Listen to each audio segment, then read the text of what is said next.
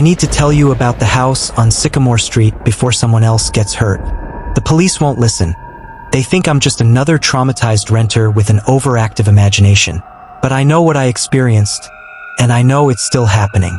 6 months ago, I was scrolling Facebook Marketplace, looking for a place after my roommate bailed on our lease. You know how it is. Everything decent was either too expensive or already taken. Then I saw it. Charming 2-bedroom house, quiet neighborhood, $900 per month. Perfect for young professionals. Available immediately. The photos looked normal, clean, safe. The kind of place where you could finally get your life together. God, I was so stupid. If you've ever felt that gut instinct that something was wrong but ignored it because you needed something so badly, hit that like button.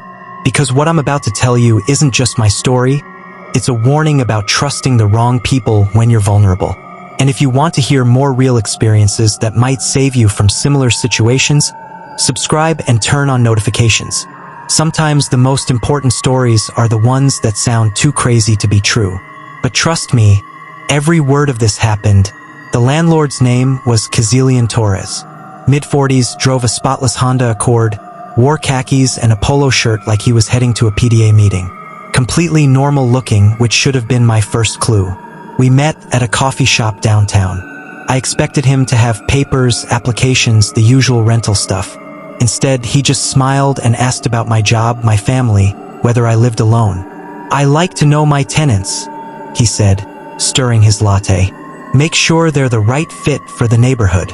I told him about my marketing job, about how my parents lived 3 states away, about being single and just wanting a quiet place to focus on my career. He nodded along, taking notes in this little black book. You seem perfect, he said finally. When can you move in? No credit check, no references, no security deposit, just first month's rent, cash only. He handed me the keys right there in the coffee shop. One thing, he said as I stood to leave. The previous tenant left some belongings in the basement, personal stuff. I'd appreciate it if you didn't disturb anything down there until I can arrange to have it picked up. How long will that take? His smile never wavered. Not long at all. The house was perfect. Hardwood floors, updated kitchen, a backyard with a privacy fence. The neighbors were friendly but not nosy. Exactly what I wanted. For the first time in months, I felt like I could breathe. Kazilian checked in regularly. Too regularly. He'd text every few days asking how I was settling in, if I needed anything, how I was sleeping. At first, I thought he was just being a good landlord. Then he started showing up. Just checking the water pressure, he'd say, letting himself in with his key, making sure the heating system is working properly. He'd wander around for 20-30 minutes, always ending up near the basement door. Sometimes I'd catch him listening at it, his ear pressed against the wood like he was waiting for something. Everything okay down there? I asked once. Oh yes, he said quickly. Just making sure the foundation is sound. Old houses, you know? But the house wasn't old. It was built in 2015. After a month of Kazilian's random visits, curiosity got the better of me. The basement door was always locked, but I found a key that fitted in the kitchen junk drawer. The stairs creaked as I went down. The basement was finished carpeted, with wood paneling and fluorescent lights. It looked like someone had been living down there. There was a mattress on the floor, rumpled sheets, women's clothes scattered around, a small TV on a folding table, takeout containers piled in one corner, some still with food in them. The smell hit me then, unwashed bodies, fear, desperation. On the wall, someone had scratched marks into the wood paneling. Dozens of them organized in groups of 5. I counted them, 97 days. Next to the marks, carved deep into the wood, he watches through the vents. I looked up. Sure enough, there were air vents in the ceiling. But when I looked closer, I realized they didn't connect to any ductwork. They just led up into the walls. That's when I heard the front door open upstairs. Thessa! Kazilian's voice echoed through the house. Are you home? I had never told him my name.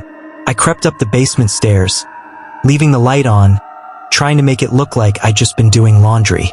Kazilian was in the kitchen going through my mail. "How was work today?" he asked without looking up. "Fine," I managed. "Just tired." "You look tired. Have you been sleeping well?" I nodded, backing toward the front door. Something in his tone had changed. The friendly landlord mask was slipping. "That's good. Sleep is important. The last tenant had trouble sleeping." He finally looked at me, and his eyes were different. Hungry. She was always up at night making noise. Very inconsiderate. "Maybe I should go grab some dinner." "I brought dinner." He gestured to a bag on the counter I hadn't noticed.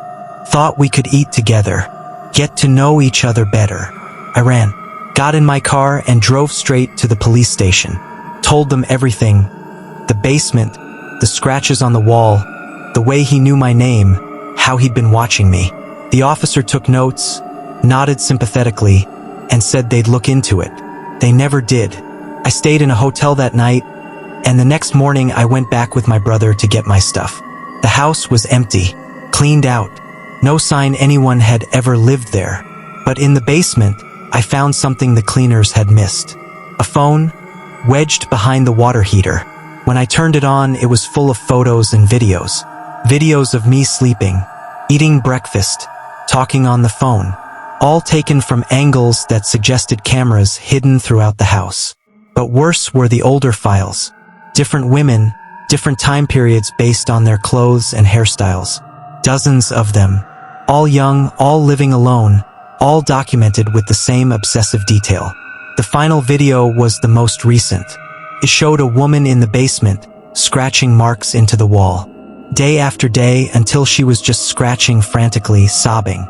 Then the video cut to her sleeping upstairs in my bedroom. Then to Kazilian watching her through what must have been a hidden camera. The last clip was just 5 seconds long. The woman, pale and thin, opening the front door to leave. And Kazilian's voice from behind the camera. "Where do you think you're going, Samira?" The screen went black. I called the police again. This time they took me seriously. They found the house, but it was under a different name now. Different address, different rental listing. Same photos, same perfect for young professional description. They never found Kazilian Torres. Turns out that wasn't his real name. The Honda Accord was stolen. The bank account he'd given me for rent payments didn't exist. But I still get notifications from my security apps. Motion detected. Camera activated. Even though I moved 3 states away, even though I changed my name, even though I check every inch of every place I live now. He's still watching. Still hunting. Still posting those perfect rental listings for desperate people who just need a place to call home. The house on Sycamore Street is still there. Still renting to young women who live alone. Still perfect for the right tenant. And I still wake up some nights, convinced I can hear scratching in the walls. Counting days that feel like they'll never end. If the story made your blood run cold, if you felt that sick recognition of how easy it is to become prey when you're vulnerable, smash that like button. Because this isn't just entertainment. This is survival information disguised as a story. And I need you to do something important in the comments below. Share your red flags. Tell me about the landlord who asked too many personal questions, the rental that seemed too good to be true, the time your gut told you to run and you listened. Or didn't listen. Your experience could literally save someone's life. I'm not being dramatic. Predators count on us staying silent, staying isolated, staying ashamed. Break that cycle. If you want more real stories like this, ones that will teach you to recognize danger before it's too late, subscribe and hit that notification bell. Because I've got plenty more experiences about the monsters who look like neighbors, the helpers who are actually hunters, and the warning signs we're taught to ignore. Here's what I want you to remember. Trust your instincts. If someone doesn't want references, credit checks, or proper paperwork, that's not them being casual. That's them avoiding a paper trail. If they ask too many personal questions, if they show up unannounced, if they make you feel watched, those aren't quirks, they're weapons. And if you're ever in a situation where you need help, where something feels wrong but you can't prove it, document everything. Take photos, save texts, tell someone where you are. Because the difference between a close call and a tragedy is often just one person who believed you. Stay safe out there. And remember, The most dangerous monsters are the ones who look completely normal. Sweet dreams and always trust your gut.